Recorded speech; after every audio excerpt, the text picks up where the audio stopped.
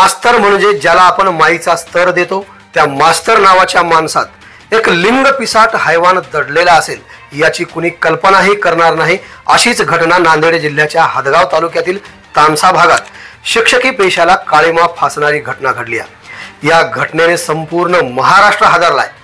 एका नराधम शिक्षकानं 10वीत शिकणाऱ्या विद्यार्थिनीवर बलात्कार केलाय, ज्यामुळे ती अल्पवयीन मुलगी गरोदर राहिली। पुढे हे दुष्कर्म जगासमोर येऊ नये म्हणून त्या राक्षसानं तिचा गर्भपात देखील केला। पण हे सगळं घडलं कसं?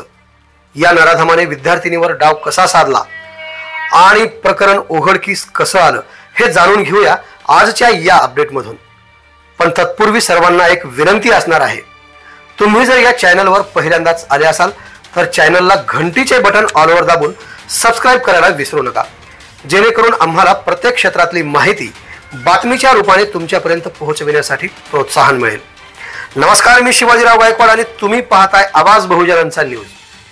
महाराष्ट्र आणि तेलंगणा सीमेवर असलेल्या नांदेड जिल्ह्यातील हदगाव तालुका आणि त्या हदगाव तालुक्यातील तामसा गाव हे एक निम शहरी भागाचं ठिकाण आहे। इथली लोकसंख्या ही साधारणपणे 10,000 असेल। याच गावात 2 वर्षापूर्वी एका प्रतिष्ठित शाळेत राजू सिंह चव्हाण नावाचा एक व्यक्ती मुख्याध्यापक म्हणून रुजू झाला। तो इंग्रजी शिकवायचा। शाळेत रुजू झाल्यापासून त्याची वर्तणूक तशी चांगली होती। तो सर्वांसोबत आपुलकीने वागत असे, पण त्याच्या या आपुलकीच्या चेहऱ्यामागे एक राक्षस लपला होता याची कोणालाही कल्पना नव्हती। साधारणपणे 6 महिन्यापूर्वी शाळेत विद्यार्थ्यांना पोलीस भरतीची आवड निर्माण होण्यासाठी शाळेमार्फत एक उपक्रम राबवण्यात आला होता। या उपक्रमात विद्यार्थ्यांना पोलीस प्रशिक्षण केंद्र दाखविण्यात येणार होतं।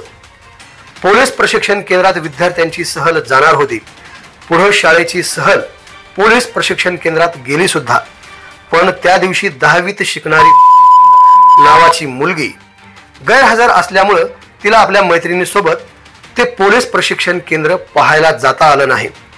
जेव्हा दुसऱ्या दिवशी ती शाळेत आली तेव्हा तिच्या मैत्रिणी पोलीस प्रशिक्षण केंद्राबाबत चर्चा करत होत्या। आपण काल गैरहजर राहिल्यामुळे आपली पोलीस प्रशिक्षण केंद्र पाहण्याची संधी हुकली याची सल तिच्या मनात राहिली, कारण तिला लहानपणापासूनच पोलीस व्हायचं होतं आणि हाच डाव राजू सिंह चव्हाणने साधला। त्याच्या आई वडिलांना ओळखत होता, त्याचा त्यांच्याशी चांगला संवाद देखील होता। त्याने त्यांना सांगितलं मला पोलीस प्रशिक्षण केंद्र पाहायला घेऊन जातो। तिच्या भोळ्या आई वडिलांनी राजू सिंह चव्हाणवर विश्वास देखील ठेवला आणि तिला त्याच्यासोबत जाण्याची परवानगीही दिली। हा सगळा प्रकार घडला तेव्हा दिवाळीच्या सुट्ट्या सुरू होत्या।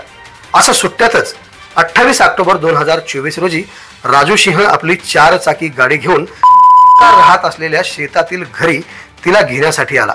त्याने सांगितलं की आपल्यासोबत आणखी देखील काही मुली आहेत, पण प्रत्यक्षात तसं काहीही नव्हतं आणि तो तिला घेऊन निघाला।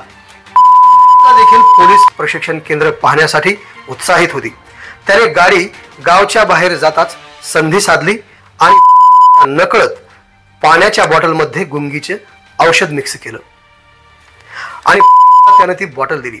भाबड्या देखील त्यातलं पाणी पिलं। त्यानंतर तिला हळूहळू गुंगी यायला सुरू झाली।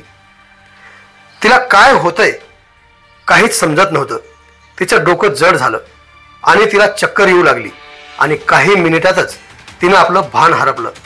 ती बेशुद्ध पडली हे पाहून राजू सिंहनं आपल्या गाडीचा रस्ता बदलला आणि गावच्या बाहेरील एका गायरानात त्यानं गाडी उभा केली। तिथं त्याला उठवण्याचा प्रयत्न केला, पण ती शुद्धीत नव्हती। मग तो तिला गाडीच्या मागच्या सीटवर घेऊन गेला आणि तिच्या सोबत त्यानं बलात्कार केला। तसंच आपल्या मोबाईल मध्ये त्याचा व्हिडिओ देखील काढला। या दरम्यान आपल्यासोबत काहीतरी वाईट होतंय हे जाणवत होतं, पण बेशुद्ध अवस्थेत असल्यामुळे ती प्रतिकार करण्याच्या परिस्थितीत नव्हती। शेवटी जेव्हा तिला शुद्ध आली तेव्हा तिनं स्वतःला कसंबसं सावरलं आणि समोर त्या नराधम राजू सिंहला बसलेलं पाहिलं। त्याच्या चेहऱ्यावर राक्षसी हसू होतं। ज्याला आपण गुरुपौर्णिमेला पूजलं त्याने आपल्यासोबत इतकं घाणेरडं कृत्य केलंय याचा विश्वास बसत नव्हता। तिने ओरडण्याचा प्रयत्न केला, पण तिचं तोंड दाबलं आणि तिला त्याने तो व्हिडिओ दाखवला। या बाबतीत तू कोणाला सांगितलंस तर तुझा जीव घेईन आणि हा व्हिडिओ व्हायरल करेन अशी धमकी देखील दिली। एखादी मुलगी जीव जाण्याला घाबरली नसती, पण व्हिडिओ व्हायरल झाला तर त्यामुळे आपल्या कुटुंबाची बदनामी होईल म्हणून ती शांत बसली। पुढे राजू सिंहने व्हिडिओ व्हायरल करण्याची धमकी देऊन अनेकदा वर बलात्कार केला, अनेकदा आपल्या वासनेचं शिकार बनवलं, देखील भीतीपोटी त्याचा अत्याचार सहन करत राहिली। हे सगळं सुरू असतानाच एक दिवस समजलं की ती गरोदर राहिली आणि तेही तब्बल 2 महिन्याची। तिने राजू सिंहला याची कल्पना दिली। त्यानं आपलं पाप लपवण्यासाठी तिच्या जीवाची पर्वा न करता तिला गर्भपात करण्यासाठी प्रवृत्त केलं। तिला गर्भपाताच्या गोळ्या आणून दिल्या। तिने त्यातल्या गोळ्या घेतल्याही, पण त्याचा काहीही परिणाम झाला नाही। त्यामुळे राजू सिंहने तिला आपल्या कारमधून नांदेडमध्ये एका रुग्णालयात आणलं। कदाचित संबंधित डॉक्टर त्याच्या ओळखीचा असावा। तिचा गर्भपात केला गेला। पुढे काही दिवसांनी तिच्या शरीरात बदल व्हायला लागला आणि हे बदल तिच्या आईच्या लक्षात आले। तिच्या आईने तिला विश्वासात घेऊन विचारपूस केली, तेव्हा तिने आपल्या सोबत आपल्या मुख्याध्यापकाने केलेलं नीच कृत्य केलेलं हे सांगितलं। आपबीती ऐकल्यानंतर तिच्या आईच्या पायाखालची जमीनच सरकली। आईनं तात्काळ वडिलांना सांगितलं आणि सर्वांनी मिळून तामसा पोलीस स्टेशन गाठलं आणि मुख्याध्यापक राजू सिंह चव्हाणच्या विरोधात बाल संरक्षण कायदा अर्थात पोक्सो अंतर्गत गुन्हा दाखल केला। पुढे गावकरीही मदतीला आले। त्यांनी देखील हे प्रकरण उचलून धरलं।